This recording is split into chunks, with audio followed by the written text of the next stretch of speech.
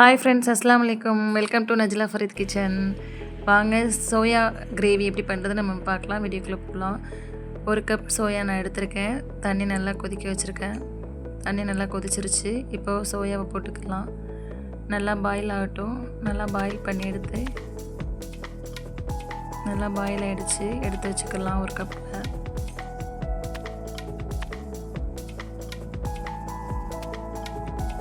எடுத்துகிட்டு இதை கொஞ்சம் ஆற விட்டுட்டு கொஞ்சம் தண்ணி ஊற்றி அலசிட்டு அதுக்கப்புறம் புளிஞ்சு எடுத்துக்கலாம் இன்னொரு பவுலில். இப்போ புளிஞ்சு எடுத்துட்டாச்சு. இப்போ இதுக்கு 2 சின்ன சைஸ் வெங்காயம் எடுத்திருக்கேன். 2 சின்ன சைஸ் தக்காளி எடுத்திருக்கேன். 2ஐயும் கட் பண்ணி வச்சுக்கலாம்.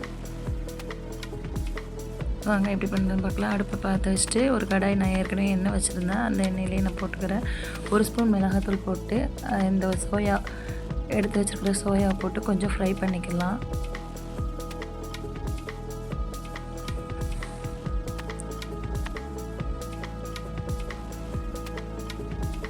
ஃப்ரை பண்ணியாச்சு. அதை ஒரு இதில் எடுத்து வச்சுக்கலாம்.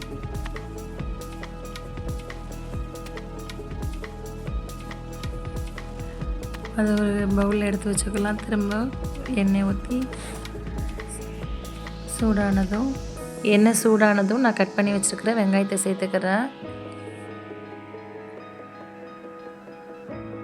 வெங்காயம் நல்லா வதக்கினதும் எடுத்து ஒரு பிளேட்டில் வச்சு ஆற வச்சுக்கலாம்.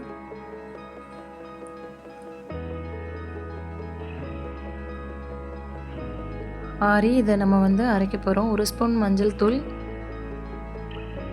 1.5 ஸ்பூன் ஜீரகத்தூள், 1 ஸ்பூன் மிளகாத்தூள், 1 ஸ்பூன் மல்லித்தூள் எல்லாம் போட்டு நம்ம இதை அரைச்சி எடுத்துக்கிற போகிறோம். அரைச்சி எடுத்து வச்சாச்சு. இப்போ கடாயை பற்ற வச்சுட்டு எண்ணெய் சூடானதும் 1 டீஸ்பூன் ஜீரகம், கொஞ்சோண்டு பட்டை, ஏலக்காய், கிராம்பு எல்லாம் போட்டுக்கலாம். அரைச்சி வச்சுருக்கிற பேஸ்ட்டை நம்ம சேர்த்துக்கிற போகிறோம்.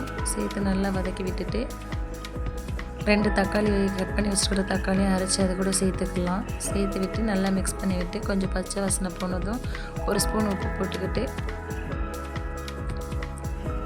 இப்போ ஃப்ரை பண்ணி வச்சுருக்கிற சோயாவையும் போட்டுக்கலாம். அதில் போட்டு நல்லா மிக்ஸ் பண்ணி விட்டுக்கலாம். மிக்ஸ் பண்ணியாச்சு. 1/4 டம்ளர் தண்ணி சேர்த்துக்கலாம். சேர்த்து அதையும் மிக்ஸ் பண்ணி நல்லா மூடி வச்சிடலாம். நல்லா வேகட்டும். கொதி வர ஆரம்பிச்சிருச்சு. கொதி கொஞ்சம் திக்காக வரும்போதே நம்ம மல்லித்தூள் போட்டு இறக்கிக்கலாம். நல்லா ஜூஸியாக இருக்குது பாருங்கள். இப்போ நல்லா டிக் ஆயிடுச்சு. இது சப்பாத்தி, சாதம், இடியாப்பம் எல்லாத்துக்குமே வச்சு சாப்பிட்றதுக்கு நல்லாயிருக்கும். கொத்தமல்லி போட்டு நம்ம இறக்கிக்கலாம். நம்ம தேங்காய் பால், இஞ்சி பூண்டு பேஸ்ட்டும் சேர்த்து வச்சுக்கிட்டா டேஸ்ட் நல்லாயிருக்கும். கறி குழம்பு மாதிரி நல்லாயிருக்கும். நான் வெஜ்ஜு ஸ்டைலில் தான் வச்சுருக்கேன். நீங்கள் அந்த மாதிரி நான்வெஜ் மாதிரி ட்ரை பண்ணி பாருங்கள் ஃப்ரெண்ட்ஸ், நல்லாயிருக்கும்.